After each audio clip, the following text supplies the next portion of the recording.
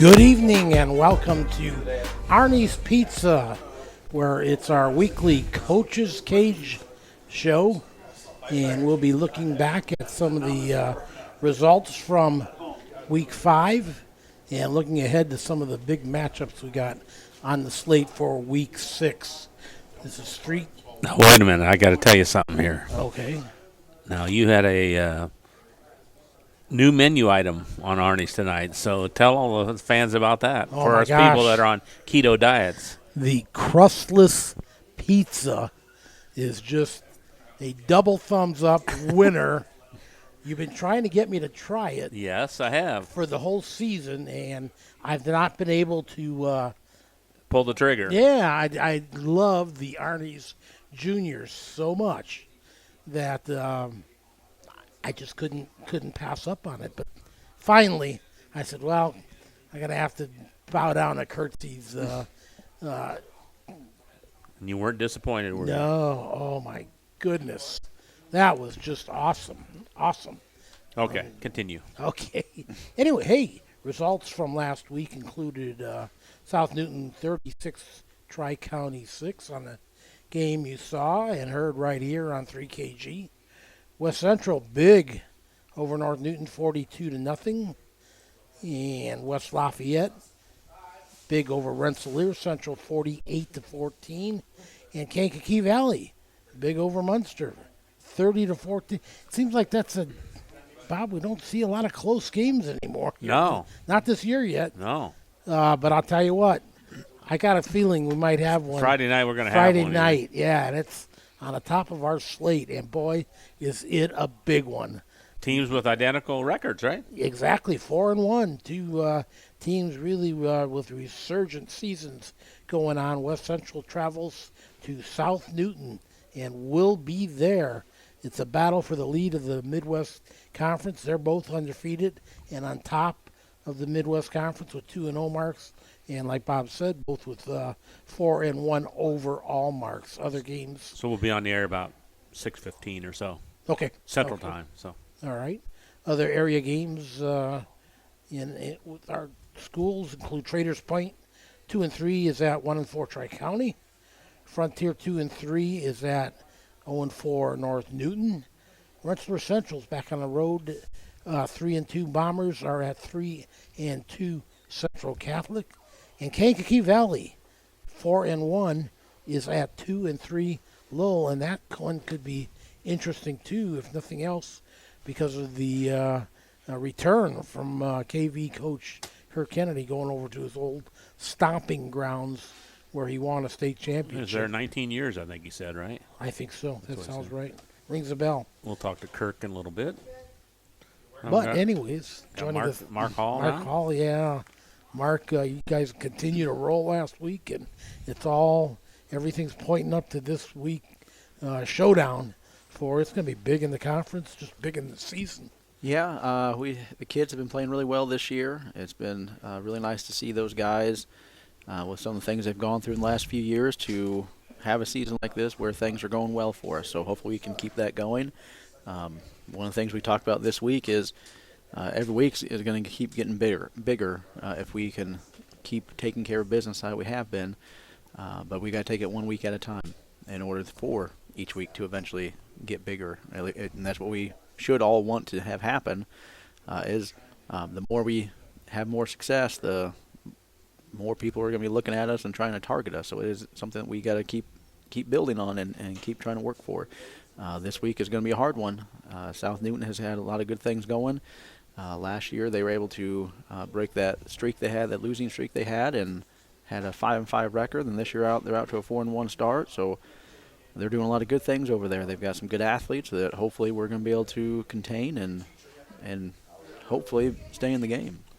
Let's talk a little bit look back at last week's game against North Newton. You guys continued to roll another shutout. It sounds like we talked to you a little bit off the air, but kind of got some of those penalty problems ironed out, the discipline or whatever. You got to cut them in half anyways. Yeah, from the previous week at Culver, we had 6 turnovers and 12 penalties, and that's going to be just difficult too much, for yeah. any team to have success with and come out on top. So this week last week we didn't have any turnovers against North Newton, which was a big positive. Turnovers are down to 6, so that's again a huge positive. So if we can keep those trends, it definitely gives us the ability to have a lot more success. Take us through the game then. Game started out. North Newton had the ball first. We were able to force a punt. Then we drove down the field and scored. On our first possession, Connor Marlatt ran in I think it was a 35-yard touchdown run. He pulled on a midline, and he went down the sideline, and everyone else was looking at the fullback still on the ground, and he ran into the ref. That's even. the design. And then we also blocked a punt. So special teams was on Friday night and did a really nice job. I think all 3 phases did a really nice job. Offensively, we only ran, I think it was 28 plays on the night, and we had 280-something yards, and I think it was like 10 or 11 first downs, and we scored 42 points.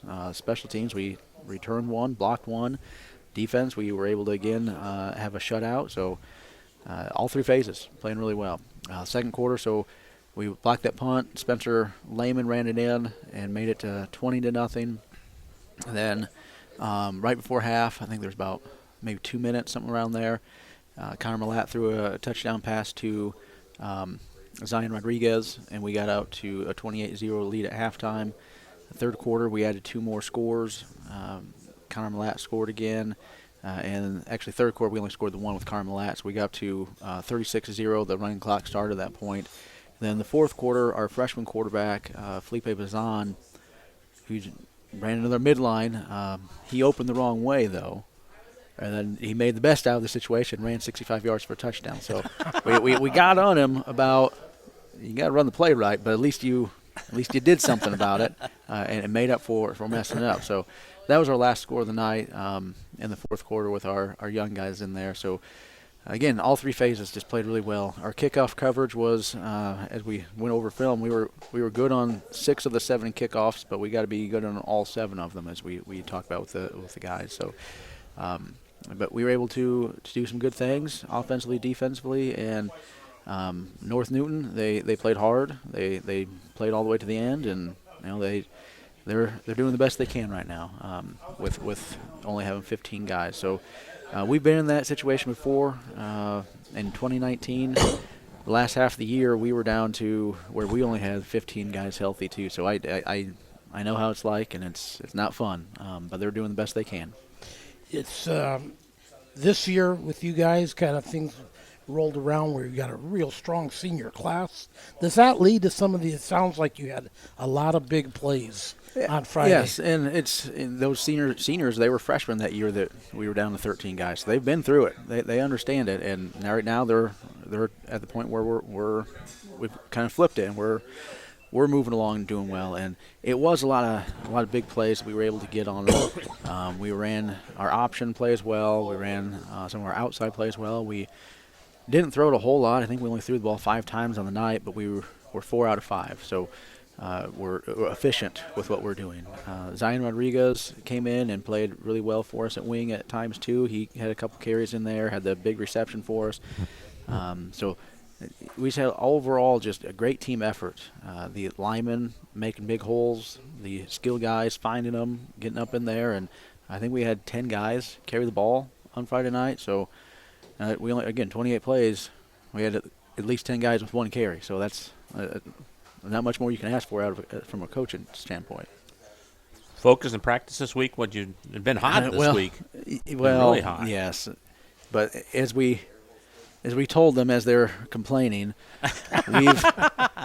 we started this thing back in August. Yes. As a actual practices, official, all those types of things. But we've been going on since the summer. It's been hotter, and maybe not recently, but it's not like this is brand new. We're never have seen this heat before in Indiana.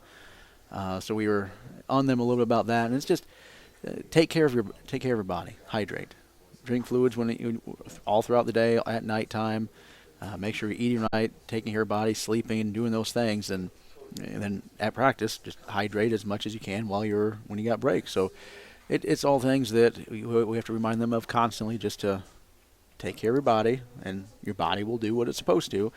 And then the other stuff is it's a lot of it mental. Just, hey, if it's hot, if it's cold, you still have to do what you're supposed to. Low 60s for Friday night. Yeah, so. I saw, I think, like tomorrow or maybe Friday morning, something like that, like 39. Yeah. I was like, wow, that's going to be a big difference from hitting 90 this week to hitting 39. But, so it should be a nice night for football. Big game. How your kids reacting to playing this game for the top spot in the conference? I think they're excited. It's one of those things that if you look the last few years, we haven't had the opportunity to do this or to be playing this well this late in the season and have this much on the line. So it's just really a new experience, but it's one that we talked about on Monday. We should be excited that we get these opportunities, because every week, if we just keep doing what we are capable of, every week's going to keep getting bigger, and that's what we should want. As being athletes and being competitors, we should want every Friday to be important and to be bigger than the last one. And this week, it's both teams, 4-1, 2-0 in the conference. It's going to be a big game. I'm sure that they're going to be excited for it. It's their senior night.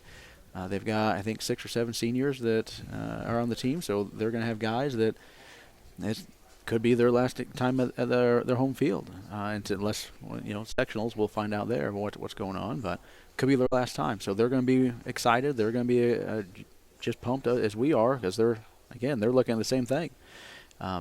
They've got some good athletes that hopefully we find a way that we can contain them, because if they get on the edge, they're going to make a lot of plays. And you better be able to defend the pass, too. Yeah, we got to be able to make sure we're doing all those things. So, we're going to keep practicing throughout the week here, and hopefully by Friday we've got locked in and everyone's on the same page and we're communicating well. Otherwise, South Newton, as you said, they're going to pass it. They're going to get out to the edge. They're going to make plays. So we got to make sure that we are going to be ready to be able to hopefully contain them. 2 really good quarterbacks matching up against each other. Yeah. How much will they, be a difference in this game? I think, quarterback at any time point is going to be important, but especially with what both of us ask of our quarterbacks, with South Newton doing some of that zone read stuff, and then the more that they throw it, whereas ours is all about reads. We don't ask them to throw a whole lot.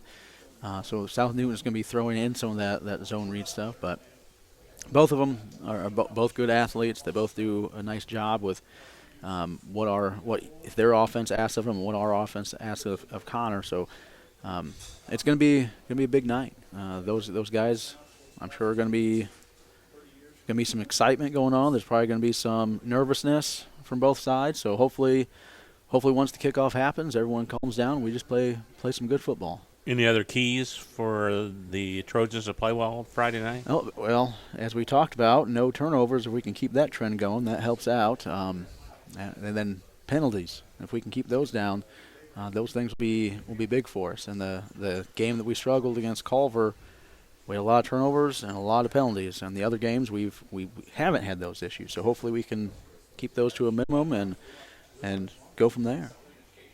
Look forward to it. Will be the Midwest Conference matchup, West Central South Newton, right here on 3KG, thekage.com.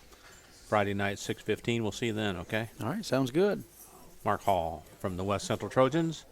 Back with more of the Coach's Cage right after this.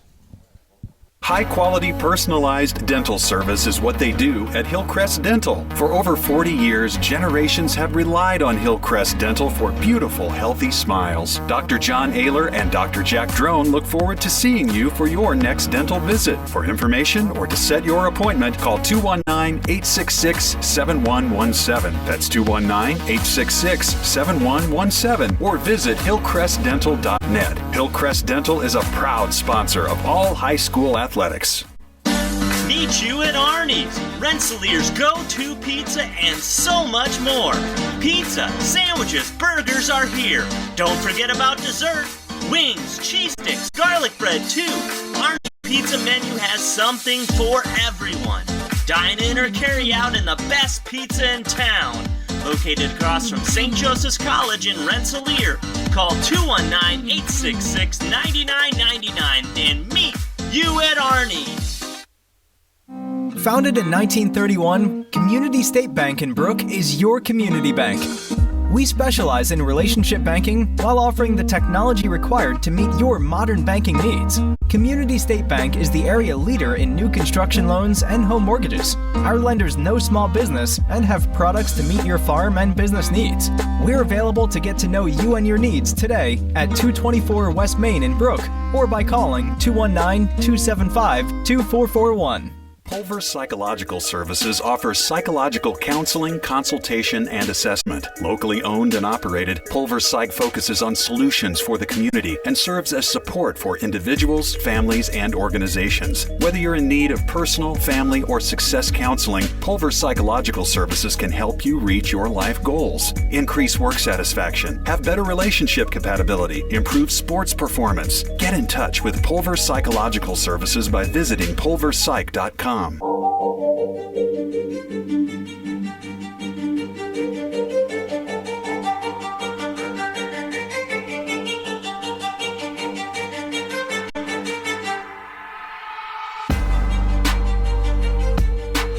Coach's Cage on 3KG, thekage.com. You can check out our website or go on Facebook to catch the Coach's Show every Wednesday at 6 o'clock from Arnie's in Rensselaer.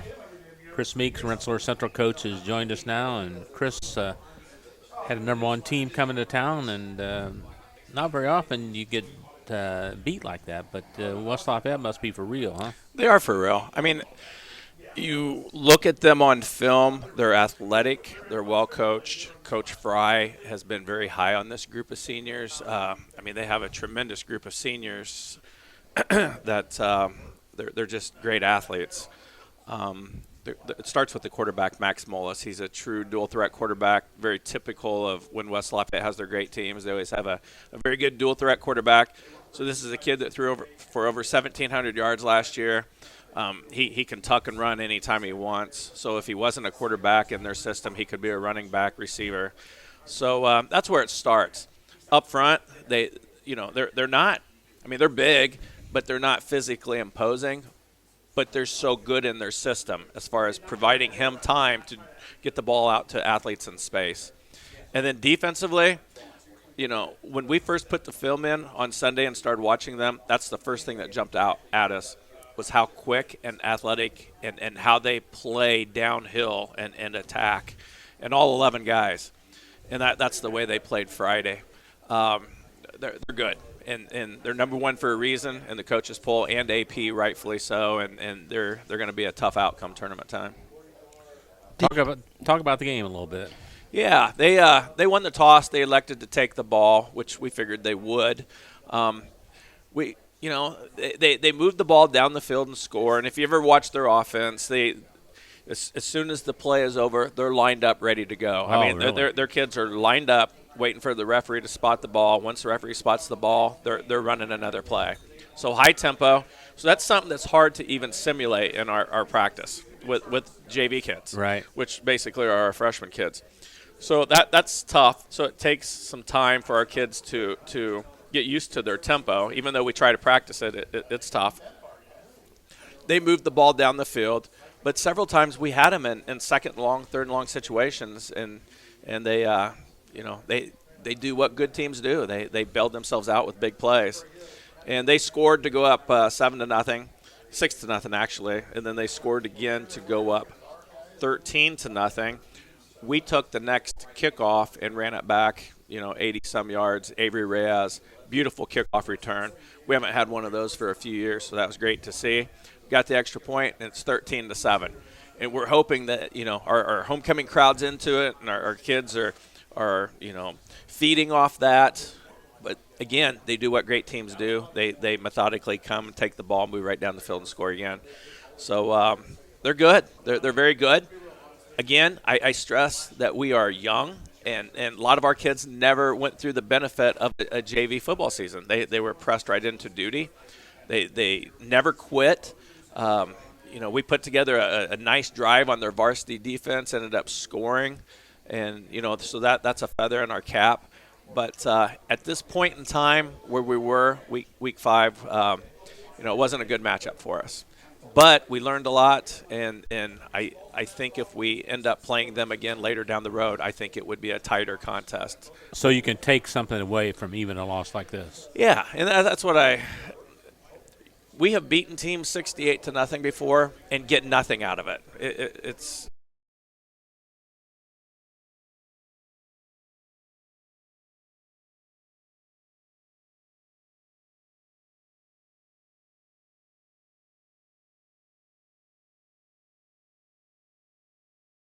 places where we did some very good things.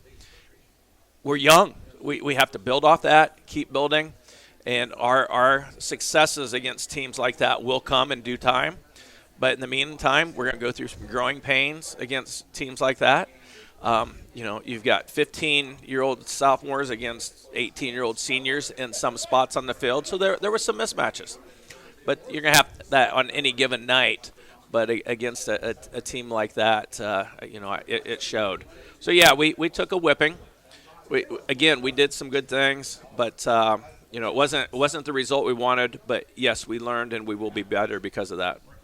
On that kickoff return, was that basically all the returner, or was it just great blocking? What? It was great blocking. You got to give the returner credit because he caught the ball full stride, and we really stress, full speed, and our guys we like to form a wedge and create some type of an opening. So as that returner Avery is running full speed at that wedge, he's using his vision to find daylight. Once he sees that daylight, he's to shoot right into that hole, and he did, and it opened up, and then it's a foot race. And it was a thing of beauty to see. How did the coaches react to the loss, and how did the players react to it? I hate to say good, but we go in with the expectation of competing, trying to win the game. When things started going bad to where obviously we weren't going to win the game, one of two things is going to happen. Your kids are going to keep competing, which ours did, or the kids are going to fold up and just take their beating. We didn't do that. So, we were positive about that. We made some mistakes, but they forced us into mistakes with their speed. We hadn't seen speed like that all year. I mean, they are quick. Again, they're not physically imposing, but they're well coached, very disciplined, and very good football players. And, speed kills, and their speed killed us the other night. Is that the number one attribute that you would want as a coach? Is it size, or is it speed, or what's the top advantage to have? 2009, 2010, we had two teams I thought were good enough to go to state. And they made semi-state, and you guys were there at the semi-state against Fort Wayne Lures. The difference between the two teams was speed. They had city speed from Fort Wayne, and that's what got the best of us. You go to 2014, when we won state, we had speed. I mean, so speed is very important in the game. We've had teams with physical size and have beat up on people, but eventually you're going to run into a team with a lot of speed, and you better be able to match up and handle that speed, or I think speed prevails over size. All right. The 2-week swing of Lafayette schools continues this Friday. You play at Central Catholic. Tell us about the week leading up to the game. Well, it's been a good week of practice, a lot of things to work on, and as long as the kids are willing to learn and have a great attitude, then we can keep progressing, and that's been the case. I know a lot of teams probably a lot of people probably sit in the stands and scratch their heads and say, why do they continue in the foot-to-foot offense when teams are putting 10 guys in the box? Well, we have worked on spread offense, and we do work on those things. And you've been with us forever, guys. You know that we'll jump into spread at any time. But again, we're learning with young kids. We have some nice seniors and nice juniors to go along with them, but there's the vast majority of them are sophomores. So we got to take it day by day, and do what we're capable of doing and do it well. And, I don't think it would have mattered what we would have ran against West Lafayette that particular night. We would have struggled. So there's different aspects of our game that we're working on, and kids have responded well. Defensively, we've made some changes. One of the changes we made this past week, which you guys weren't there, correct? Right. Okay, we took Jordan Cree from defensive line and moved him to middle linebacker, and he had a terrific game.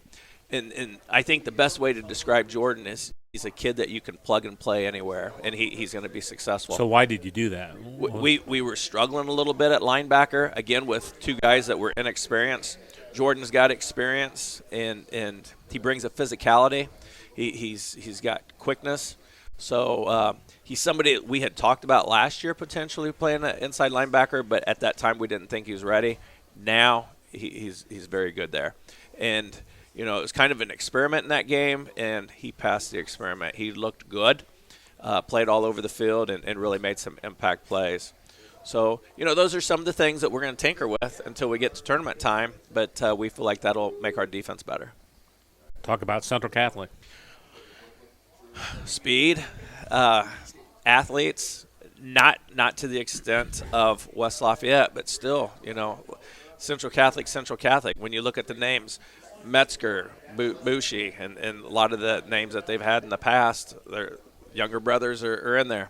Senior dominated, so they've lost to two very good teams, Guerin Catholic and I can't think of the other one right now, but West Lafayette, didn't they? I'm sorry, yeah, West Lafayette. They're good. I mean, they're good, but we feel like we match up better with these guys than Westside. So we feel like it should be a great game. We need to establish our running game, mix in some play action passing game, but we have to do a better job of running the ball and keeping the other team off the field. And then defensively, we've got to understand what they're trying to do offensively. And again, it's getting the ball to the athletes, but they're going to do a lot more in their screen game. So Coach Zacher has to be careful. If he gets too aggressive going after the quarterback, they're going to screen you to death. And Coach Ney does a tremendous job, their head coach, with the play calling on their offense as far as keeping you off balance. They also have a tremendous running back in the Smith kid. He's an experienced kid, and he's got a lot bulkier, stronger. So they are the total package, and they're like us. They're trying to get everything pieced together before tournament time. But on paper, it looks like it should be a great game. Keys, you think? We got to be able to run the ball effectively, keep the ball out of their hands. We got to defend their screen game. They're also going to throw it downfield. So we're not going to be able to stop them every play, but we got to get some stops and get them off the field. But stop the mistakes, no penalties. We're going to strive to be perfect, but realistically, we're probably not going to be perfect. But we can overcome mistakes with hard play, and I know we'll do that. And like I said, there's no doubt in my mind this is going to be one whale of a game. You guys, this team has been pretty good with discipline as far as you haven't had a lot of penalties or coughed the ball up, have you? No, but it's happened some the last couple weeks, starting with Hamilton Heights. And I attribute that to when you're in your comfort zone, when things are going well, it's easy to handle the ball, and it's easy not to make mistakes and stuff. Now when teams are starting to blitz you and do different things that you hadn't seen, now you're focused on other things that come into account. So that's when the mistakes start to rear up for unexperienced kids. So, it's growing pains. We got to go through it. We got to stay positive. And, again, we love our guys. We think we have tremendous football players. And, we need to take a step forward. What I told them this week is we need to beat somebody that on paper we're not supposed to beat. And I think this would be a good week to do it. Bomber coach Chris Meeks has joined us now. And before we let you go, a roundup of the younger Bombers. Yeah, our middle school had a very nice one last night. It's over Frontier. They last I knew, they were playing all the 6th, 7th, and 8th graders in that game, so everybody got to play. So they had a tremendous win last night. Our JV team went on the road and lost a tough, hard-nosed game to West Lafayette. I believe it was 16-14 at the half, and we ended up losing by 2 touchdowns. Had a couple touchdowns called back, but a good game for them on the road. And then keeping in mind that we're already playing a lot of young kids on the varsity level. And then the ever-important flag football league got started, our first Sunday. And I will tell you, we play 6 weekends, and you would love this. You need to come out and watch it. They lit the scoreboard out. There were touchdowns back and no forth. defense, all offense. Yeah, well, we're just great offense. I mean, but I'm just telling you, our players are the coaches. They did a great job coaching, coming up with plays. The kids were making plays, and usually first week it's a little stagnant as they learn, but it was a little crazy out there at Harrison Athletic Complex. How was your camp this year? Tremendous. We had right at 100 kids. Holy Yep, smokes! under the lights, perfect night. 100 kids. That's a good turnout. Yep, you'll see them at the Benton Central game getting their shirts, and they'll be out there for the pregame. So, yep. So, yeah, that was tremendous. Chris, thanks a lot for coming in. Good luck, and we'll talk to you next week. All right, thanks, guys. Thanks, Coach. Chris Meeks from the Rensselaer Central Bombers. Back with more of the Coach's Cage on 3KG, thekage.com right after this. Hi, this is Chuck Clark with the Underwood Insurance Agency, formerly Preferred Insurance Group. Are you tired of being sacked every month with your auto insurance bill? Do you feel you just pay your premium to your agent and never hear from them? We at the Underwood Insurance Agency work with over 10 insurance carriers to get you our best rate and coverage we can, and we pride ourselves on serving our customers like they are our family. We are conveniently located in Remington and Lafayette. We can be reached at underwoodagency.com. Reach out to us to score big savings. Working with our customers has been Kentland Bank's trademark for 87 years. We're dedicated to making your visit a lasting one, and helping you achieve your goals is our number one priority. With 5 locations, Kentland Bank offers all loans needed for today's businesses and families, including car loans, mortgages, agriculture, and commercial loans. We're here to make your busy life less hectic by offering online and mobile banking, bill pay, and P2P payments. Member FDIC and equal housing lender. After a hard day's work or play, it's time for some relaxation, and there's no better place than Unwind on Front Street in Rensselaer. For massage therapy, facials, spray tanning, yoga classes, and wellness, stop by Unwind. They also offer student-athletes 30-minute massages for $25. Alina would like to thank Unwind's loyal customers for their patronage since 2016. To make an appointment, call Unwind at 219-869-0290.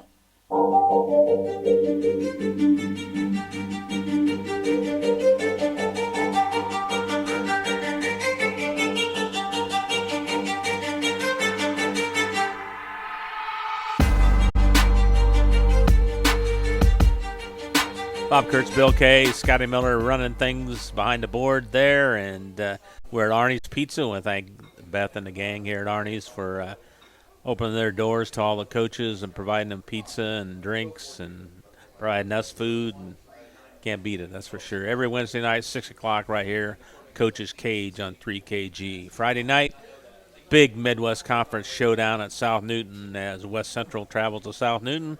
We'll be on the air of the pregame show around 6:15 here on 3KG. Of course, you can we've got all our games archived on our website, so you just go to our website and it'll tell you where to go, and we have them all on YouTube. So I'm even up to date on YouTube. You're now. doing a great job on that, man. That's why you're the grand poobah. Yeah, I sure am.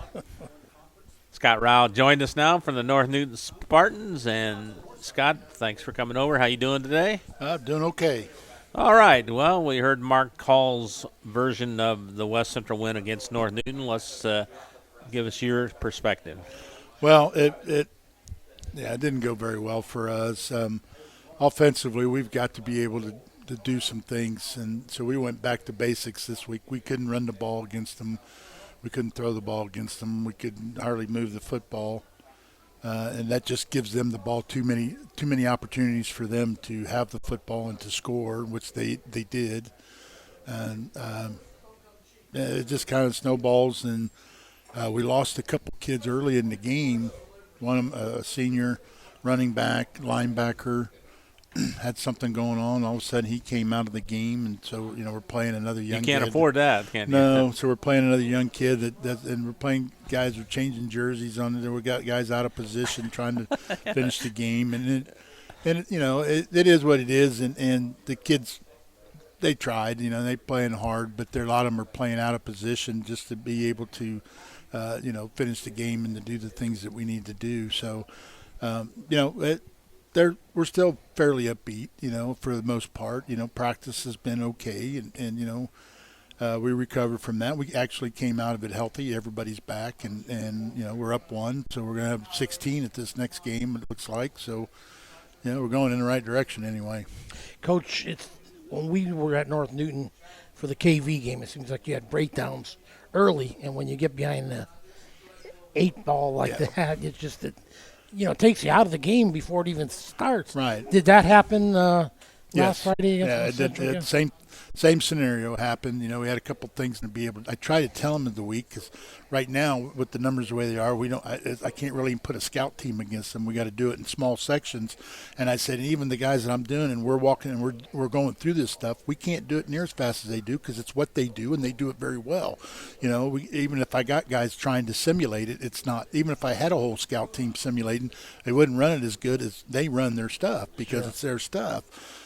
So usually the first drive or the second drive is usually you struggle to catch up with the speed of how they do things anyway. And in our case, it's even exponential more now because we can't hardly even do the whole thing looking at them. So we're doing it in parts, and they don't have the ability to see it all together. Is it hard to keep a positive attitude for not only coaching but for the players too? Yes. Yes, it is. I mean, we work on it all the time, and like I said, when we try to go through it, and I told them when we were watching the film, and I'm going through stuff, I'm also pointing out some stuff that we did well. It's not just what we did wrong because we did a lot of stuff wrong, and some of it is. It's not necessarily that we did it wrong. They're just better than we are in some spots, and we aren't able to do that. But we're going to keep trying. I said here, and I'll try to pick out the few things that they did well. But at the same time, I said, we're not. I tried to tell them, I said, you guys got to get out of your mind. We're not bad. We're playing badly. Okay, there's a difference. You all have the ability to do the things that we're trying to do. We just got to keep working at it and get it to where we can pull it all together and have some success at doing something that we can hang our hat on. How big would a win, That'd be huge. to turn things around? That'd be huge. I mean, it really would. And I think, and I try to, even if we were able to pull something off early in the game, or even get a lead or score and do something early in the game, how much better that would be for the game. For that particular effort, it would be better. But, once, like you said, like the KV game and even West Central was that way, and Rensselaer, boom, you get down quickly, and it's, they – especially once they score 3, 4, 5 times, we know we're not going to score 3, 4, 5 times in the game. We're just not going to be we don't have that kind of offense. I got a lot of inexperienced guys playing. I got split ends playing on the offensive line, and I got it is what it is. Guys trying to do the things they're trying to do, and so we have to be able to do everything correct to have something be successful. And that's what we're working on now. I got to tip my hat to you guys just for being able to get out there every week after week after week. And but I do too. I keep wondering if the season's going to fall. I'm going to show up after school and nobody's going to be there. I keep wondering if that's going to happen. And so far, I go out there and we got all those guys show up, and that's okay. Let's try to get ourselves ready to go. If you're in, I'm in. And so far, that's the kind of the approach we've taken. Obviously, we have good practices and bad practices because those guys got other stuff going on in their life too, so sometimes they're not really focused in like they should be, so I'm trying to get them focused in at that, and like you would every high school year. You're always got kids got stuff going on in high school so you're trying to get them focused, and we focus in on that, but it is hard to do that because you have to do so many individual things. You don't really get to see the big picture. And sometimes they get tired of doing the same thing over and over and over again. We can block so often and tackle so often and do those things just so often, So and it is, and it's hard to come up with new things and new ways of doing it that make it interesting for them. And you got to think back just to the South Newton game. You guys played well. You were in it till the end. Yeah, so we were right there. There's some positive things there, right? You just need to get back to playing like you did that first game. That's what I said. Before we, it's almost, and it goes back to yours. It's really hard because I think they know that we're not very good. Unfortunately, that some of these teams are better than we are, so we have to play extremely well, which is, it's that way every year. You got teams you got to play extremely well to be in the game with, and we came out not knowing any different and played South Newton really good, and it was a good game, and we had an opportunity to win the game, but we didn't pull it out. Would that have made a big difference in the other games? I don't know if it would have made a difference in the outcome of the other games, but I think we would have played much better with that confidence of knowing we could do it.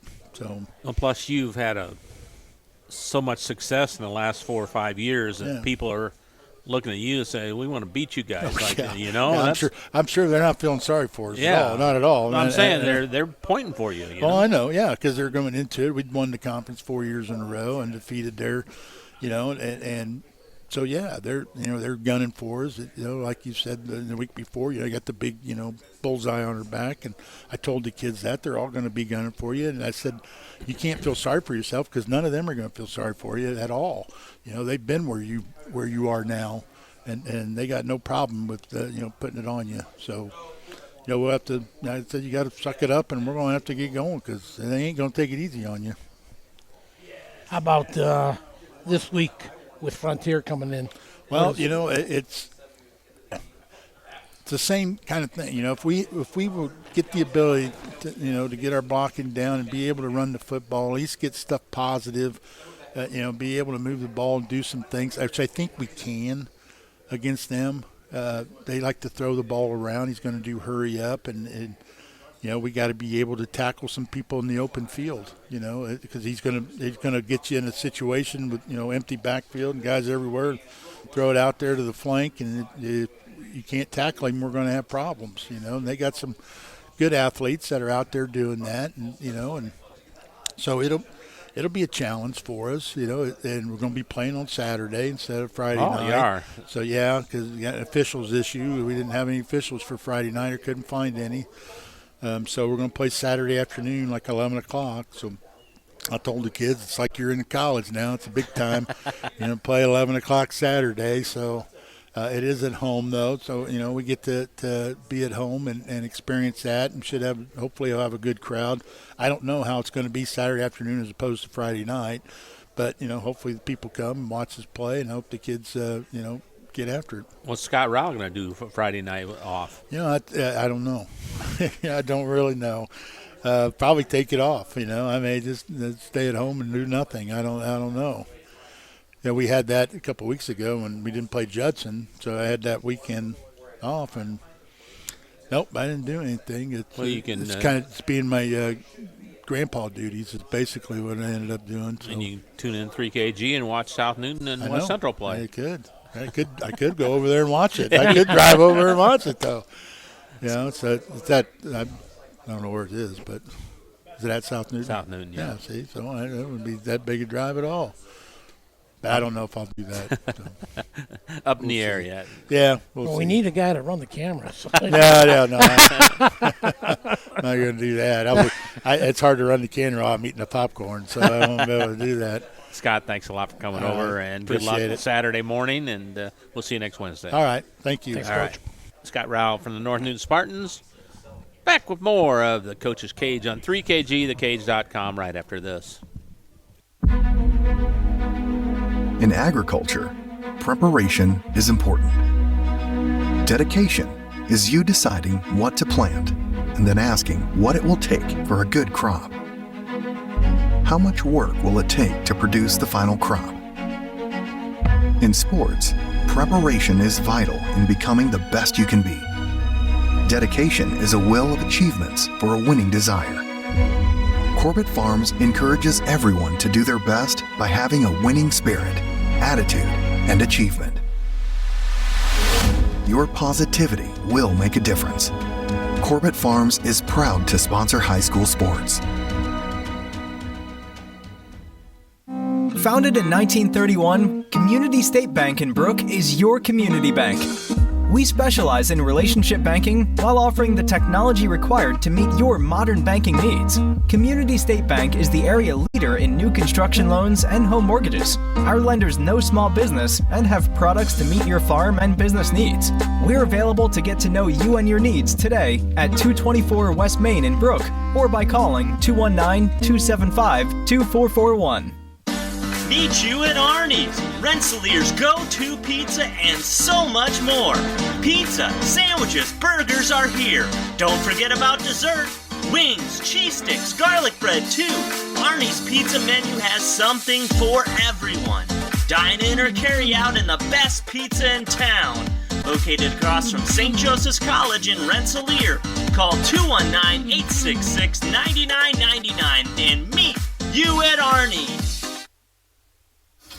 Reinforcements Designs is a full-service graphic design, screen printing, and sign shop. They offer logo designs, screen printing, banners, signs, vehicle lettering and graphics, airbrushing, vinyl letterings, digital printed graphics, freehand engraving, and more. 37 years of design and graphics, Reem Bontrager will help you come up with a customized project of your ideal or plan.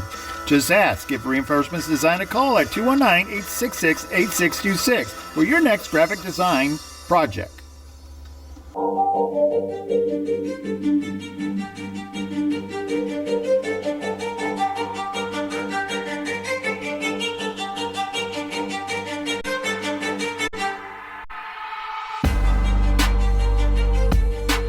Bob Kurtz, Bill Cade, Scotty Miller with you here at Arnie's in Rensselaer, right across from St. Joseph's College, where this gentleman played right across the street there. Roll Pumas.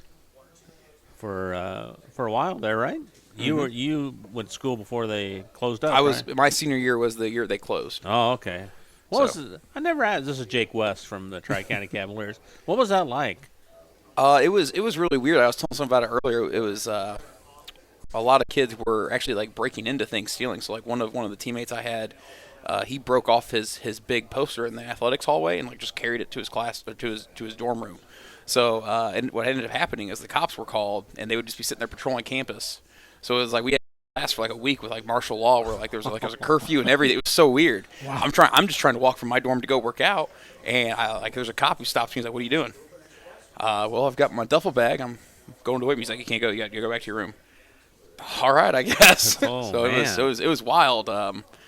It became lawless there for a little bit. So what did you do after St. Joe? After St. Joe closed, I went and I got my first coaching job. I was a GA at a small college out in Missouri. They're in the top 25 this year. They rebuilt that almost from scratch as well. My first year there, 18 of our 22 starters were freshmen. Whoa. Yeah. Oh, yeah. And we had, I think, 3 teams in our conference were in the top 10 in the nation.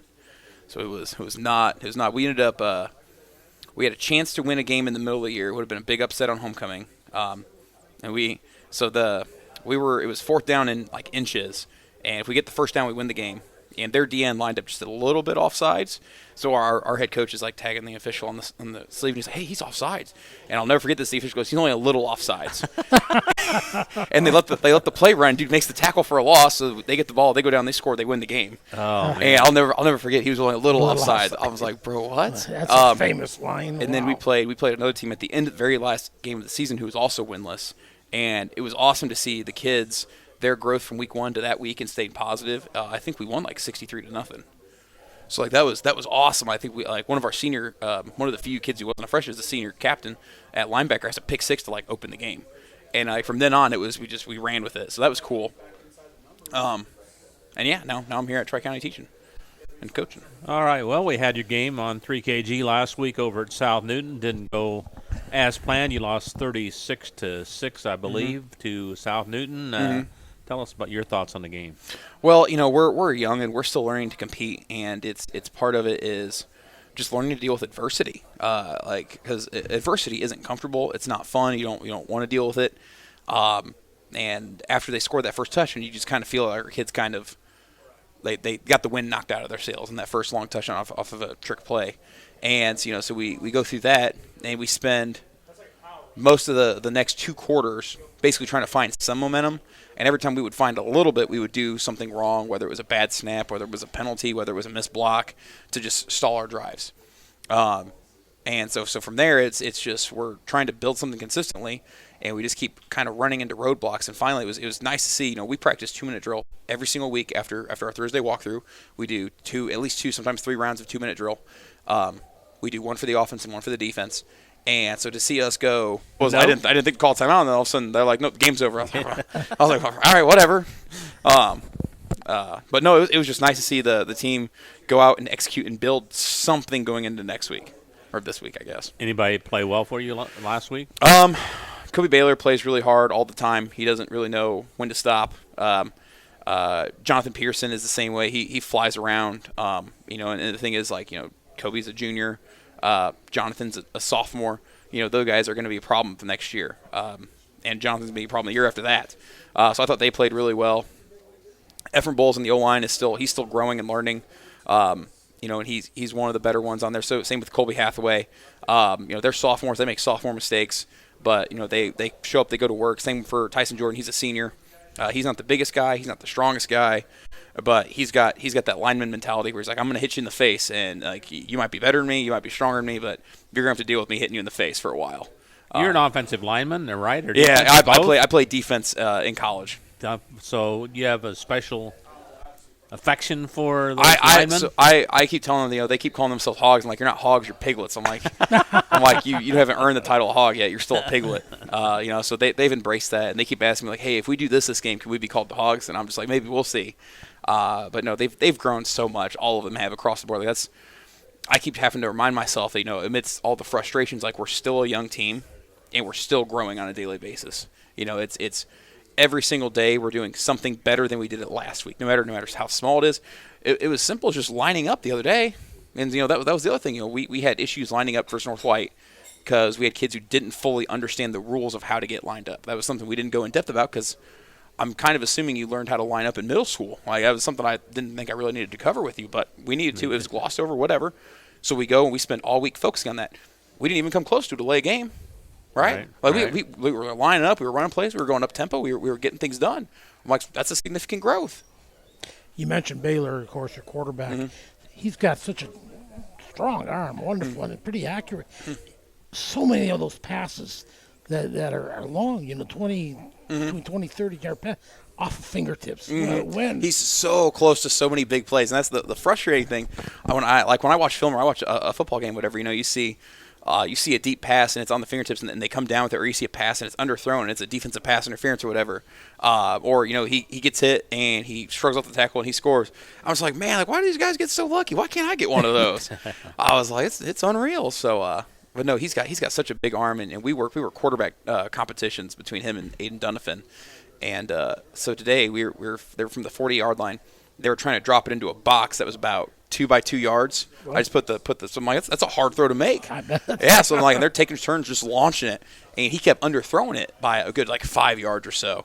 And and he's getting mad at himself. I'm like, Kobe, I want you to literally just throw the ball as far as you can. And he throws it to the back of the end zone. I was like, see, I knew you could do it. I was like, find the range. But no, he's got just a bionic arm. I think his problem, and a lot of young quarterbacks have this problem, is when they think, oh, I'm going to throw this fade, I need to literally just throw it as far as I can. Instead of the guy's open at 20 yards, but I'm going to wait until he's at 35 and then just launch it as far as I can and hope for the best.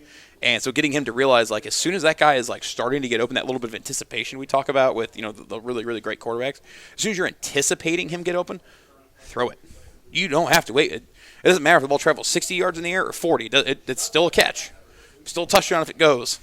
I'd like to see him get on a roll, get a couple, 2, 3, 4 completions in a row, because I think if his confidence level went up, boy, he'd get somebody really dangerous. And that's the thing for him as well. We talked about at the beginning of the year is I asked him, I was like, how many snaps have you played in a spread offense? And he's like, no, none, because he's been a flex bone quarterback his entire career. So that's all he knows. If he's throwing, he's got one guy running out. That's the only throw he has to make. He just throws it. And we have simple reads. It's usually one read and ball comes out. But even then, if you're not used to doing that, as soon as the bullets start flying, it gets hard. And the second half of the West Central game, this is a few weeks ago, we're coming out, we start completing some passes, we're running our concepts, he's making the read, he's getting the ball out, it's a good ball, we're getting catches. Unfortunately, that drive ended in a fumble, same thing, we're finding ways to stall our own drives.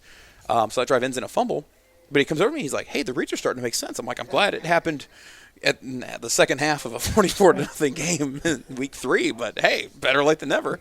And he did a great job reading the defense versus North White. He did a great job reading the defense versus South Newton. I thought the receivers did a great job. They ran great routes. They caught pretty much everything. So it's seeing him improve game by game is giving him more confidence, and it's giving the receivers more confidence. It's just a matter of consistency right now. How's the attitude of your ball club right now? They're hungry. They're positive. They're still upbeat. We watch film. Obviously, I wasn't happy with the South Newton game with just our general performance. But the fact we were able to still kind of laugh about the funny moments, we were still able to learn and stay positive about things. It seems like things are going well. I'll say yesterday was by far our most physical and demanding day of practice we've had all year. And they came back today with a workman mentality, and I loved it. Loved every minute. We made mistakes at the team period. I take the blame for those. I told them that to their face. I'm like, it's my fault. I was like, I tried to do too much in team. I should have kept it simple. That's my fault. But no, they showed up and they worked. We've got the offensive linemen who are taking the JV guys to the end zone on simple like inside run plays. And I'm like, yes, that's what we want. That's how you get there. I'm like, so our the offensive line's rule is they either go 10 yards or the dude ends up on the ground. I don't care which, you pick. So it's watching them embrace that. That was good to see this week. Seems like your best 2 games of the year so far have been your home games, so it's good to be home again, huh? Yeah, I love home games. I made the joke at the beginning here. I was like, let's cancel all the road games. We only play at home now. That's all we do. Tell us about this week's game then. Traders Point, they're a good team. I was talking to you guys, before we got on here. We haven't really played any cupcakes. I mean, Carroll's undefeated. West Central only has 1 loss. North White's right around 500. I think they're at 3-2. Is that what they are? And then South Newton only has 1 loss. So those are some good records sitting there. Those aren't bad teams. And Traders Point only has 1 loss. So we've played good teams, and we've played against some really top level competition in our area, and we're getting better for it. So they're a good team. They like to throw the ball around. I watched their game with Park Tudor. It was one of the games that we got through our exchange. That was one of the best games of the year I've seen this year. I don't know if you saw how it ended. It was amazing. Traders Point was up, I think, by 2 touchdowns with just a couple minutes left. Park Tudor gets the ball. They drive down the field. They run, 2-minute offense. They go down. They score. They kick an onside kick. They get it, and they go down and score again. Oh, man. And they win 47-42. I'm like, this was awesome. Gee. Oh, that was amazing.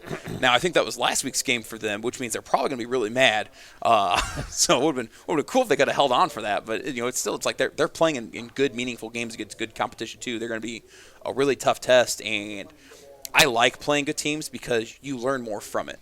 We played Attica, who they're really young, and they've got a really thin roster right now due to injuries and stuff like that.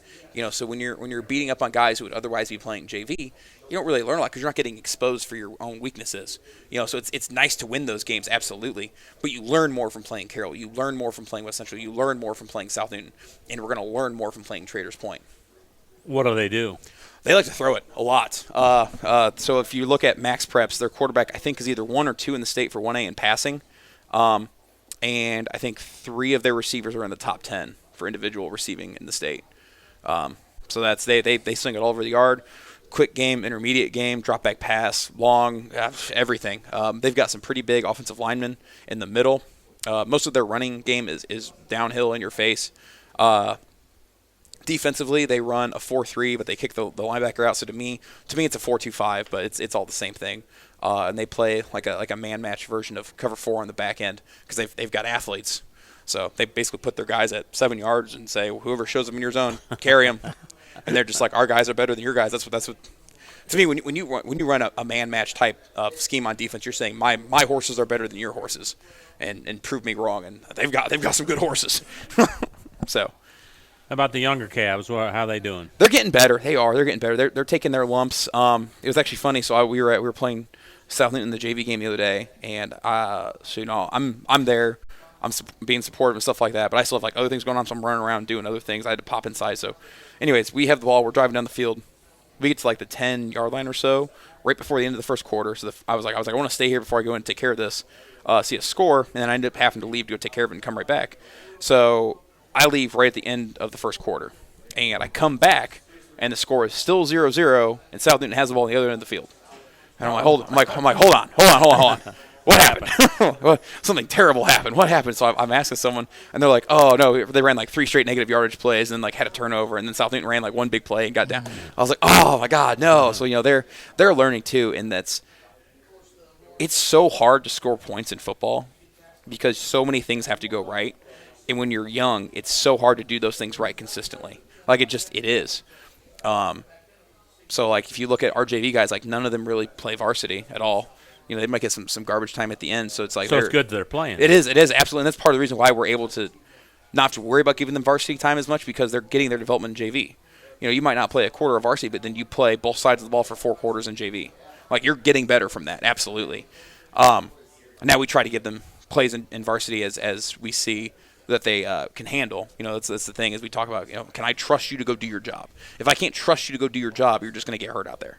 So that's the thing. Like, you know, we have Trey Foster. He's a freshman. Not the fastest kid, not the most athletic, not the biggest. He had a reception versus South Newton, and he was at a position he hasn't practiced at. I looked at him and I was like, "Hey, do you know?" Do you know how to run this position? And he's like, and I was like, "Yeah, no, you're fine. Go." And he goes out there, he runs the right route, he finds the open grass, he gets his first varsity completion. I was like, "See, I knew that. I knew that kid could do it." But he's one of those kids. He knows all the receiver spots. He understands his routes. He understands how to find soft spots, and he just does a great job. Does whatever he's asked. Well, Jake, thanks a lot for coming out tonight. Appreciate it very much, and good luck Friday, and we'll talk to you next Wednesday, okay? All right. Thank you. Coach. Thanks for having me. Jake West from the Tri-County Cavaliers, back with more. The Coach's Cage on 3KGthecage.com after this. Indiana Farm Bureau insurance agent Joe Goodeman has been serving the Jasper County and surrounding area since 2009. Being involved in the area, Joe Goodeman has kept his interest in making sure he provides the best insurance for his clients.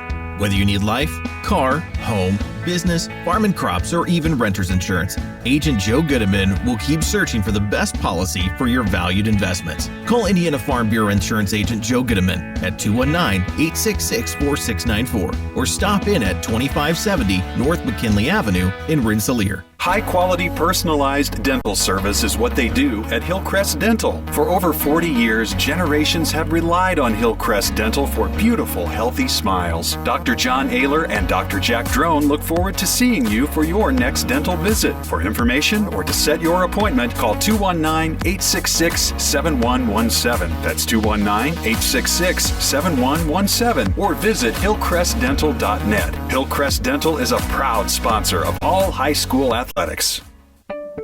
Working with our customers has been Kentland Bank's trademark for 87 years. We're dedicated to making your visit a lasting one, and helping you achieve your goals is our #1 priority. With 5 locations, Kentland Bank offers all loans needed for today's businesses and families, including car loans, mortgages, agriculture, and commercial loans. We're here to make your busy life less hectic by offering online and mobile banking, bill pay, and P2P payments. Member FDIC and equal housing lender.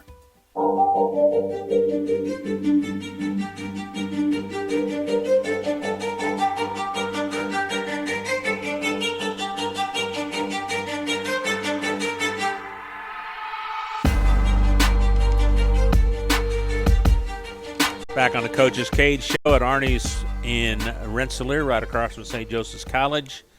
Bill Kay right across from me. Scotty Miller running the board as he does greatly every week. And Bob Kurtz with you here. Brad Beavis has joined us now, and we were over there. 3KG was over. We're going to be 2 weeks in a row over at South Newton. And it was a good start for the Rebels against Tri-County last week. Brad, 36-6. They scored with 2 seconds to go. Yep. And your impressions on the game? Yeah, we kind of went out and, for the most part, did what we wanted to do. We controlled the game, got on the board early and scored in our first couple possessions there. Defensively, I thought we played really well. Put our younger kids in, some of our backups, and they still played pretty well. And we just gave up a touchdown basically it was the last play of the game, I guess, yeah. So were you shooting for that shutout, or did we it, were? Did it matter? Yeah, we did. And if you pay attention to our sideline, we had, a lot of times you pull the varsity guys out, they start to kind of talk amongst themselves. But if you've noticed our sideline, they were into it. Some kids got a couple decent hits, and they were into it. We had a couple of varsity guys come out to huddle during the timeout because we kind of talked about that. And, Tri-County had really only scored one other game. So we kind of wanted to keep that going, and we didn't. But I thought our defense played really well regardless. So I'm just very kind of wasn't really a fake play. We just kind of fake a handoff in front, fake a reverse, and hit him right down the sideline. They had a blown coverage. Both their safety and corner came up, so Sean was wide open. He caught the ball and ran in. And then from there, we kind of just kept a pedal down and scored. Defensively, I think we held them to under 20 yards of offense. I think when we went back and did this, did the official stats, 20 yards of rushing. Sorry. They had over 100 yards of passing. But our defense has played really well, and that's been the strength all year. Last couple of weeks, our offense has really picked up, so that's been nice. Yeah, you complained a while there. You weren't scoring enough points. Yeah, we're putting in points, but done a little better job of that. You know, got a lot of little finder underneath your offensive coordinator sometime, I guess. I don't know. Right. But so then second, we had Corbin Cruz running for a 2-yard touchdown on our second drive, I believe. And then Evan threw a pass to Chase Stillbauer in the end zone for our third one. And then I think they stopped us. I think we had one stop in there somewhere. But then Evan found Chase again for a touchdown. So, and that was our first half. We left a couple maybe possible scores out there. We fumbled once. Another time we fumbled, we got the fumble back and ended up scoring. So just points were left out there, I feel like, a little bit. But Tri-County made some stops, so you can't. Points were left out there on your 2-point conversion. Come on now. What's going on there? I don't know what's going on there. We tried every possible way to score. We tried PATs. We tried 2-point conversions. We tried our swinging gate, which we run anyways. It's not really a trick play. That's what we do. We did run a one-trick play. What was it Willis called it? The lonesome polecat. That's what we normally. That's what we normally do. Yeah, lonesome polecat. It's an offense. It's a dated offense, but actually I put that in. That's why Willis knew it. Yeah, he's dated. That's for sure. But Scott Rowell ran that against us the first couple of years when he was at North Newton. I got tired of getting beat by it all the time, so we just stuck it in there so we could practice it and we started running. Coaches always copy each other. We do. But that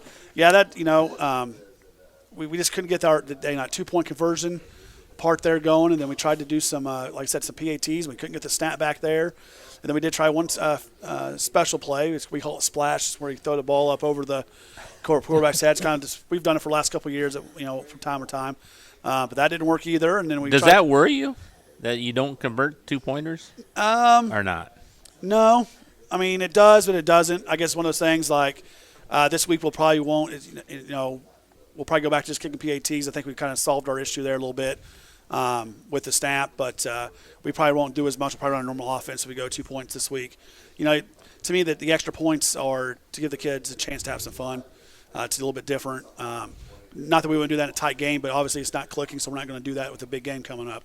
But we'll do it again the rest of the year, and we'll do it again next year. And after that, we'll just hope that we refine it so that part of the game gets better. Just have Krug throw it to Stillbauer. We try to get some other kids on it. That's why last year was really successful because we basically have our starters out there for it. And this year we try to get some other kids some chances. And Chase takes his direct snap on the Chase Stillbauer does on the lonesome polecat stuff, and he's been really close scoring. We just don't get a block. We threw a couple fades out to Esteban Sessom, and we got another option. We throw a screen pass over to the right, but most time we just do it to line up in our PAT. And like I said, we'll work on that this week, and we have been, and we'll kick some PATs and score some extra points this week. We better. Go ahead. You got anything else? Well, this week, what a big kind of a mid-season, but over the hump now with heading towards sectional play, but man, what a big one, huh? West Central coming in. You guys it's a huge both one. on top of the conference. Yeah, and you look at both where Mark and I's program's been the last few years, and for us to be really having a shot at getting the conference lead and being in that driver's seat, I think it's kind of a big deal. Me and Mark talk every week. He's been in a lot of the same situations that I've been in with down years and low players and all that, and his team's going to be ready to play. They run the option, which you have to be very disciplined to play. So we're going to be in for a battle. They got some playmakers. They do have some playmakers. They got some nice-looking kids. I was just telling Mark that his D-line kind of scares me a little bit. I think the game's going to come down to who can control the other team's defensive lines. I think ours is we set our 3 guys to attack. They're penetrating. They're trying to cause havoc. But his is quick, and they contain fairly well, and they're getting some depth in there. So whoever can control that side of the ball, the offensive line, blocking the defensive line, I think is going to have a big upper hand. I think athlete-wise, we're going to be pretty similar. So I know we're going to try to get the ball probably on the perimeter more. They're going to keep running their option and read off us. So it's just going to be not really that contrasting in styles because we both do run the option, but there's just a different version of it. So it should be a pretty close game. Like I said, I'm ready for it. I hope our kids are. We've had a decent week of practice again.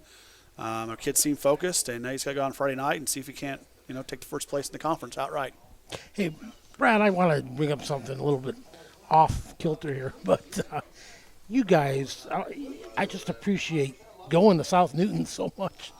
Chris Bell just, does a great job helping us out, just setting up early. I love your facility. It's so user-friendly. It's solid. There's no, it's just easy for old-timers like me to. Well, don't say too much nice things because we do want to replace some things here in the next 5 to 10 years. Okay. So they are good facilities, don't get me wrong, but we want to replace some things. So let's not talk it up too much. All right. But Casey Hall will hear this and be like, I don't need to spend any money on press box or bleachers or well, that anything. could get bigger. That could Yeah, definitely that get definitely a little could bit get bigger. There you go. So Yeah. now you're talking the right time frame. They're nice, but they could get bigger. There you go.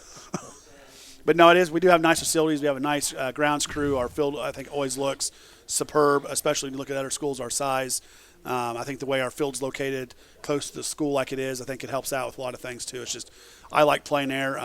Parking's good. Everything just lines up. And anytime you don't have to walk 10 miles to the locker room after halftime or after a game is nice too. That's nice too. Yeah, I bet. Brad, let's talk about your quarterback. Krug seems to me like he's gaining confidence week after week after week. Do you see that in him, and how do you rate his play so far? Absolutely. The first couple of weeks we talked about how he had some good quarters, but we hadn't put a game together. He was kind of still learning how to be a quarterback and still learning how to lead. And there was during the Traders Point game, I think he kind of grew up a little bit. I think his play was much better. But the Lake Station game, there was a point there where it was a huddle, so I'm not going to discuss everything that went on in the huddle, but he took control, and rightly so. He took control as a leader. He wasn't yelling at his teammates. He was trying to motivate his teammates and saying we need to play better and those type of things. And from that time on, he's been a really good leader. He doesn't really have to be a leader at this point. We got some really good seniors, but he takes that leadership role from that quarterback position, and really we're relying on him again. I mean, that's we knew we had to replace Caden Cruz from last year, who was a really good athlete, but Evan's coming into his own, and we relied on him, and he's got some great supporting cast, and Chase Dillabauer and Lucas Boguski and Sean Mukasa and Corbin Cruz and Luke Patterson even gets the ball a few times. He's mainly our blocker, but he has a really good supporting cast that he can learn probably to rely on a little bit more. But when he takes over, he's a good athlete. I mean, so you can't let him get out in the open and things like that. But I think that his confidence level, like you said, has grown. I think his leadership and I think the respect from his teammates has grown, which has really helped out as well. We're talking with Brad Beavis, South Newton football coach. How's the attitude? Do your kids realize this is just a huge game Friday night, or do they just think it's another game? Or if they don't know it's a big game, I haven't been doing my job right. So I've coached long enough that I've coached in some games that are pretty big, but not really as a head coach. I've been an assistant. I've been I played in a couple big games, but never, so I had to call around to some of my coaching buddies, like, hey, how do you handle this week? Because I don't know. I called, talked to Coach Bell on Sunday, talked to my football coach on Sunday, talked to Coach Hall, who was in the building Monday. It's like, hey, Coach, because I coach under Coach Hall, so we have a very good talking relationship. It's like, how do you handle this? And basically, if I took all those, all that advice in, is basically let them know it's a big game, keep practice fast and loose, okay, and don't let them think that they can't make a mistake. That was pretty much the three big things. So that's kind of what we try to do. We let them know, hey, it's a big game. We're not going to harp on it, but it is big. We have a chance to take the lead in the conference, something that we haven't won since 2006. But we're going to keep practice fast, especially with this heat. We've got a little heat wave.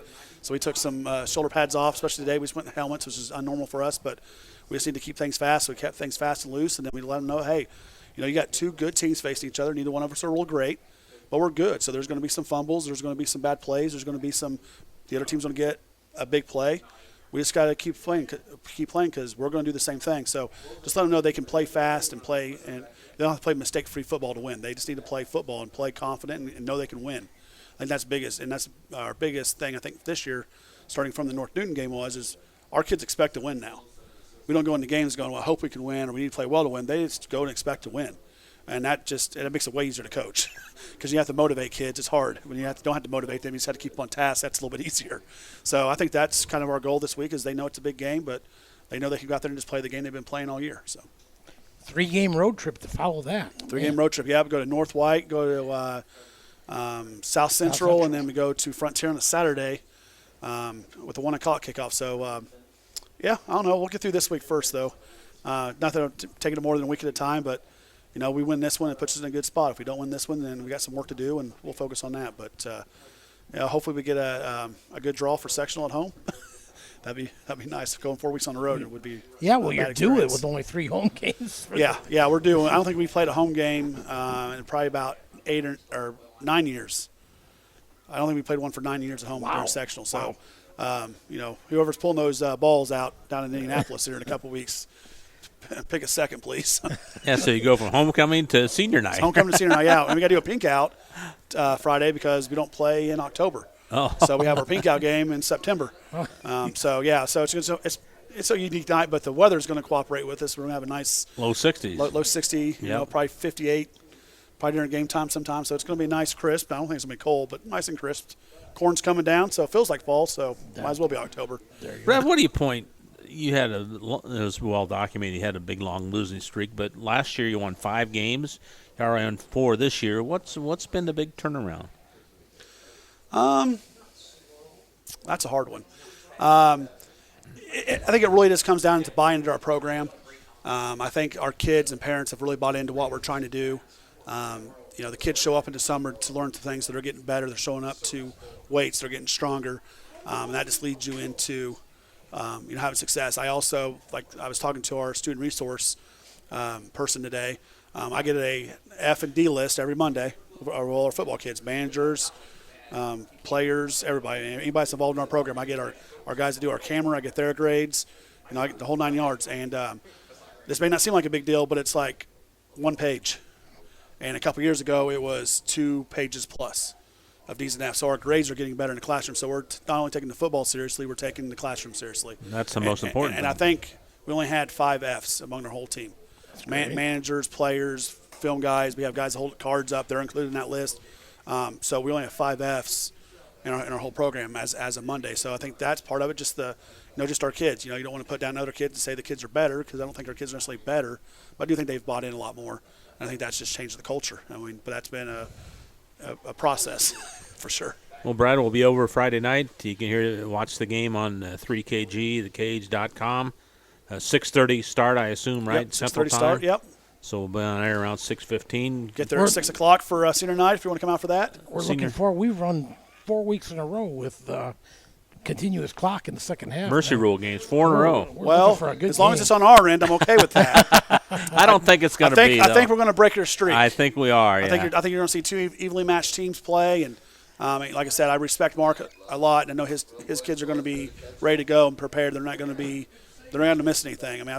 We've talked about how he breaks down games and stuff, so he's not going to miss anything, and I don't think we're going to miss anything. So it's just going to be 2 teams where the players truly are going to make the difference. I think the coaches and staffs are both solid, so we got that. Before we go, yes, we ended our flag football last week. All right, how'd that go? I wasn't able to make it here for a win. So we're great. We had 43 kids, K through 5 in it. We finished up right before a middle school game, which is kind of cool. That's a good number, isn't it? Yeah, that's pretty good, and that's with very low numbers at the 4th and 5th grade level. We're trying to build that up a little bit. We got to deal with fall ball a little bit, but really good numbers. Hoping for just a little bit more next year. But we played right before that middle school game, and so we actually play on the game field. So our parents and players are on the game field, and the middle school teams are coming out, and the parents are coming in, and then we totally changed the field to meet what needed set up for the middle school game in probably a 10-minute period. And then they basically kicked off a middle school game and played. So it was just a cool night for Rebel football, our youth program and stuff. But anything to get the young people involved. Anything to get the young people. We got to start doing that. I think our numbers are up in our middle school again. I was hoping that our numbers in high school will be up a little bit, but I think what we're doing in the next couple of years is going to lead us to having higher numbers in the high school. And we have some good middle school coaches as well. So everybody's just doing a good job, and we're just trying to promote Rebel football and football in general because we want. Being sacked every month with your auto insurance bill? Do you feel you just pay your premium to your agent and never hear from them? We at the Underwood Insurance Agency work with over 10 insurance carriers to get you our best rate and coverage we can, and we pride ourselves on serving our customers like they are our family. We are conveniently located in Remington and Lafayette. We can be reached at underwoodagency.com. Reach out to us to score big savings. Meet you at Arnie's, Rensselaer's go-to pizza, and so much more. Pizza, sandwiches, burgers are here. Don't forget about dessert. Wings, cheese sticks, garlic bread too. Arnie's Pizza menu has something for everyone. Dine in or carry out in the best pizza in town. Located across from St. Joseph's College in Rensselaer. Call 219-866-9999 and meet you at Arnie's. Pulver Psychological Services offers psychological counseling, consultation, and assessment. Locally owned and operated, Pulver Psych focuses on solutions for the community and serves as support for individuals, families, and organizations. Whether you're in need of personal, family, or success counseling, Pulver Psychological Services can help you reach your life goals. Increase work satisfaction, have better relationship compatibility, improve sports performance. Get in touch with Pulver Psychological Services by visiting pulverpsych.com. I'm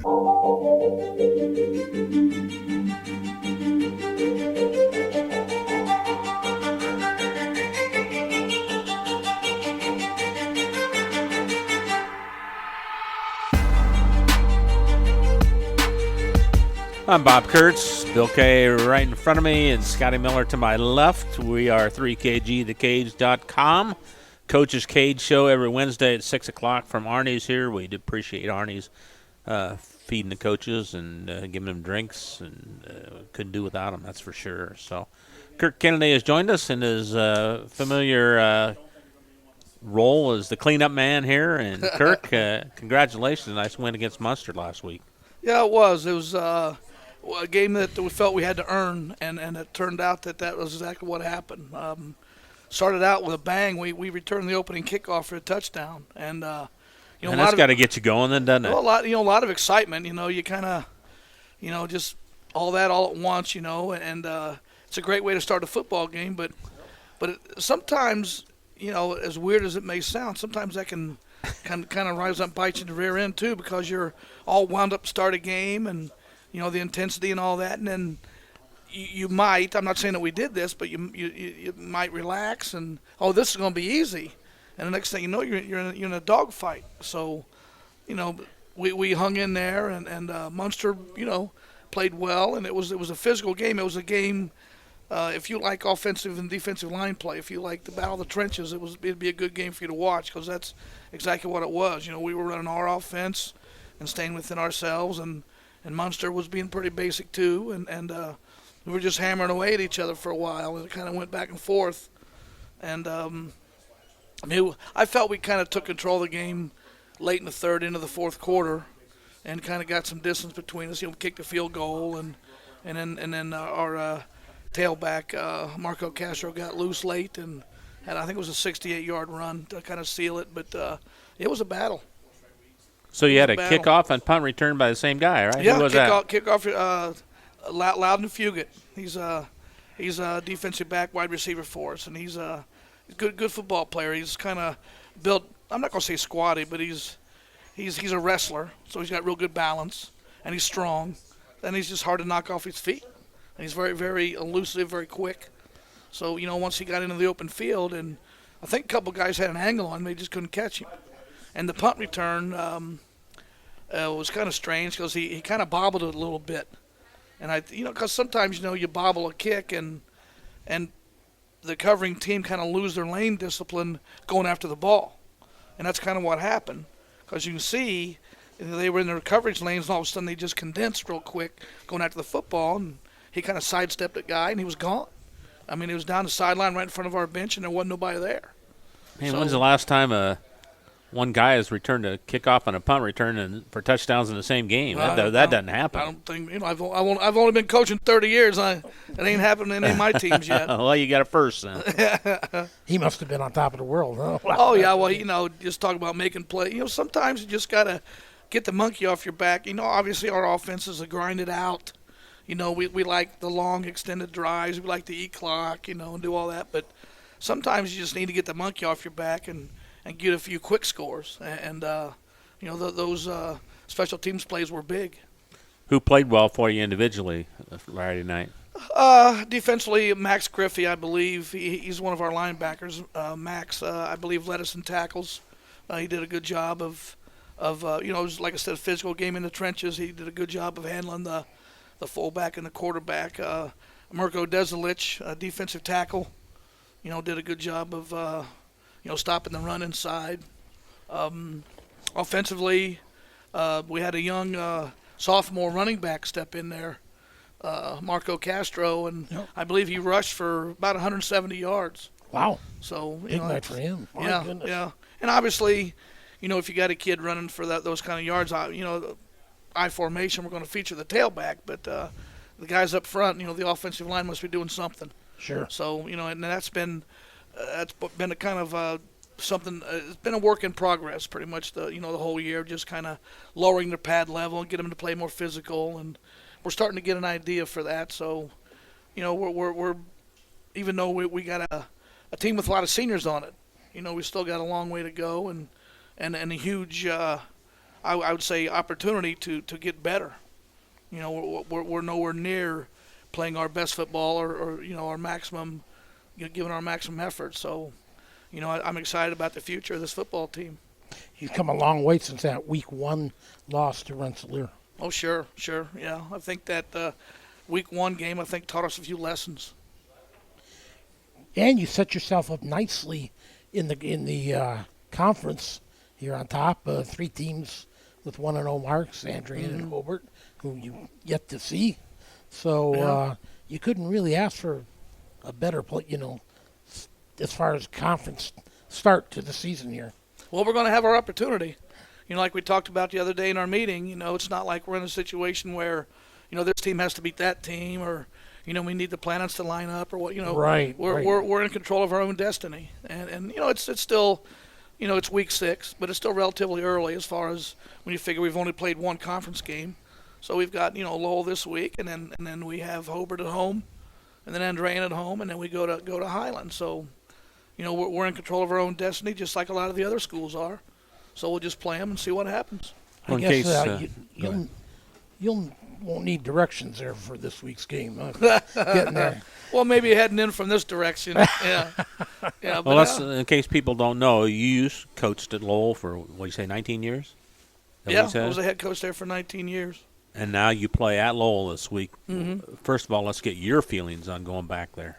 Well, it's going to be interesting. I mean, obviously, I've never been in a situation like this.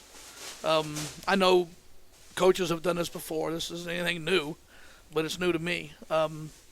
There's people over there that I've remained, very close, dear friends with to this day. Love some of those guys that were on our staff like brothers. He either coached with them or even coached them, some of them. So.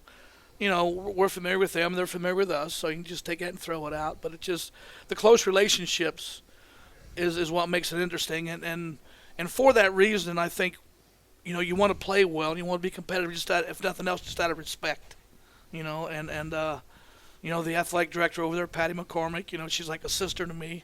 And, I mean, these relationships are real, Sure. and but you have to put those aside because, I was thinking about it the other day in a private moment, and it's like, if I do anything out of the ordinary this week, or if I don't just coach football like I always have, then I'm making it about me, and that's not I don't want to do that. This is our football team playing Lowell, and on Friday night, that's all that's going to matter. There's some interesting side stories to that, I guess, but. It's all about, getting on the field Friday night and what happens between the lines. Give us a scouting report on Lowell. Well, they're typical Lowell team. They're fast. They're athletic. They're strong. They're physical. They pose a lot of threats on offense. Their quarterback is an excellent runner. They got a pretty good 1-2 punch in the backfield, and he's an effective thrower if he wants. But he's an experienced quarterback. And he runs the ball. You can tell he runs the ball with confidence. He wants to run the ball. That's what he probably prefers to do. Defensively, they fly around and get a lot of hats to the football, and they tackle well. Kicking game is outstanding. They got a great kicker and a great punter, and not only that, but just the way they cover their kicks and it's just solid football team. And we're going to have to match that in all 3 phases to have a chance to win. Yeah, let's expand on the keys to the game for the Cougars then. Well, I think for us, we're just going to have to, remain relatively mistake-free. We're not going to be able to committing penalties and turning the ball over and things like that. So we're going to have to establish drives, keep their offense on the sideline with our offense, like I said, don't turn the ball over, and keep the penalties to a minimum, and just maximize our potential. And we're going to have to fly the football and tackle well, on defense, and back that up with a solid kicking game. I mean, just every aspect that I mentioned that Lowell has prior, we're going to have to match every aspect of that and more. So, can we do that? Yes. I mean, we can win this game. We can compete with Lowell or anybody on our schedule, but we're going to have to believe that first and foremost, and then we're going to have to, your preparation has to equal your goals, and this is Wednesday evening, so we've already had the 2 big practice days of the week are behind us now, and Tuesday things didn't go very well, but we don't accept that, but that's not really unusual. Tuesday is kind of when you iron out your mistakes and your wrinkles, and Wednesday is when you kind of smooth things out and polish a little bit. So, and that happened today. Today was a lot better than yesterday, so that's good. And then tomorrow will be our last day of preparation, and then we'll get on the bus Friday and see what happens. Are you the one, or your coach believes that you play how you practice? Yeah, well, your preparation is your key. The preparation is confidence. That's what allows you to go out there and compete on any given Friday night is how prepared are you? But like I said earlier, your preparation has to equal your goals.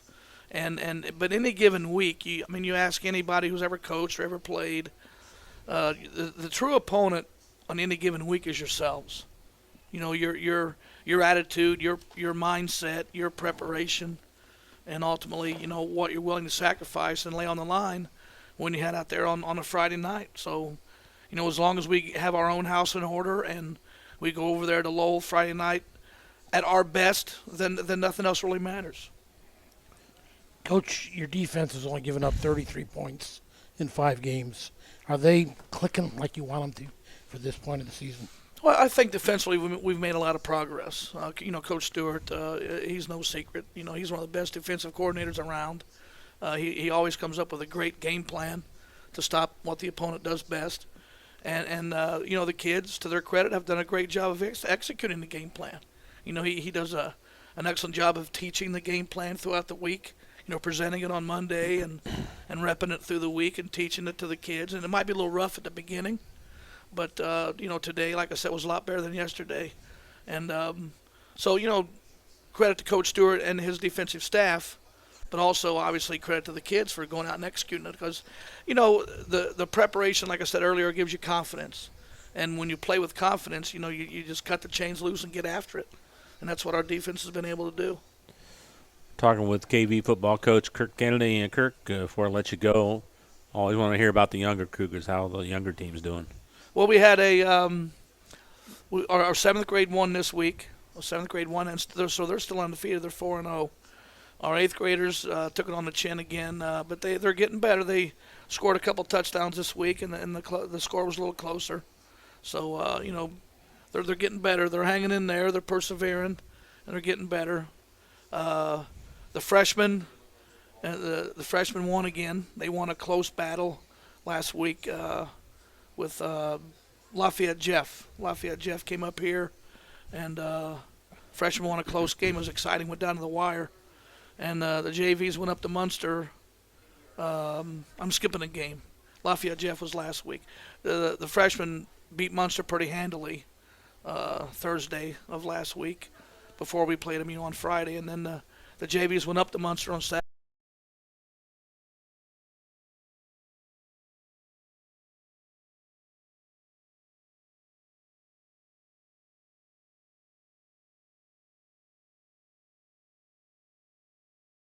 Our younger levels are all winning and winning consistently, like I said, except for the 8th grade team, and they're working. They're going to get there. All right. Well, can't wait till Friday night, I bet, huh? Yeah, well, it's getting here. At the beginning of the week, I thought the week was crawling along, but it's starting to pick up momentum. So it's going to come whether we're ready or not. So we'd better be ready. There you go. Good luck Friday night. We'll talk to you next Wednesday. Okay? All right, thank you. Looking forward to it. Kirk Kennedy, Kankakee Valley football coach, back to wrap things up on the Coach's Cage show on 3kgtocage.com. In agriculture, preparation is important. Dedication is you deciding what to plant and then asking what it will take for a good crop. How much work will it take to produce the final crop? In sports, preparation is vital in becoming the best you can be. Dedication is a will of achievements for a winning desire. Corbett Farms encourages everyone to do their best by having a winning spirit, attitude, and achievement. Your positivity will make a difference. Corbett Farms is proud to sponsor high school sports. Indiana Farm Bureau insurance agent Joe Goodman has been serving the Jasper County and surrounding area since 2009. Being involved in the area, Joe Goodman has kept his interest in making sure he provides the best insurance for his clients. Whether you need life, car, home, business, farm and crops, or even renter's insurance, Agent Joe Goodman will keep searching for the best policy for your valued investments. Call Indiana Farm Bureau Insurance Agent Joe Goodman at 219-866-4694 or stop in at 2570 North McKinley Avenue in Rensselaer. After a hard day's work or play, it's time for some relaxation, and there's no better place than Unwind on Front Street in Rensselaer. For massage therapy, facials, spray tanning, yoga classes, and wellness, stop by Unwind. They also offer student-athletes 30-minute massages for $25. Alina would like to thank Unwind's loyal customers for their patronage since 2016. To make an appointment, call Unwind at 219-869-0290. High-quality personalized dental service is what they do at Hillcrest Dental. For over 40 years, generations have relied on Hillcrest Dental for beautiful, healthy smiles. Dr. John Ayler and Dr. Jack Drone look forward to seeing you for your next dental visit. For information or to set your appointment, call 219-866-7117. That's 219-866-7117. Or visit hillcrestdental.net. Hillcrest Dental is a proud sponsor of all high school athletics. Pulver Psychological Services offers psychological counseling, consultation, and assessment. Locally owned and operated, Pulver Psych focuses on solutions for the community and serves as support for individuals, families, and organizations. Whether you're in need of personal, family, or success counseling, Pulver Psychological Services can help you reach your life goals. Increase work satisfaction, have better relationship compatibility, improve sports performance. Get in touch with Pulver Psychological Services by visiting pulverpsych.com. Working with our customers has been Kentland Bank's trademark for 87 years. We're dedicated to making your visit a lasting one, and helping you achieve your goals is our #1 priority. With 5 locations, Kentland Bank offers all loans needed for today's businesses and families, including car loans, mortgages, agriculture, and commercial loans. We're here to make your busy life less hectic by offering online and mobile banking, bill pay, and P2P payments. Member FDIC and equal housing lender.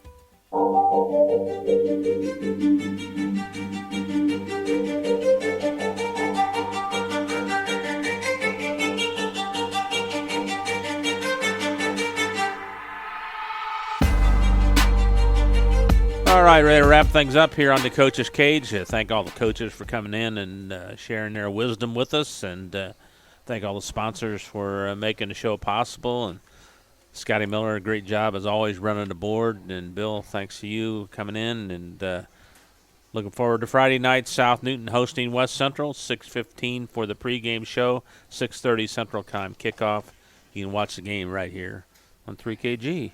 Bill, we'll see you then, okay? All right, Bob. Looking forward to it. All right. For my partners, Scotty Miller and Bill K., Bob Kurtz from Arnie's. So long, everybody.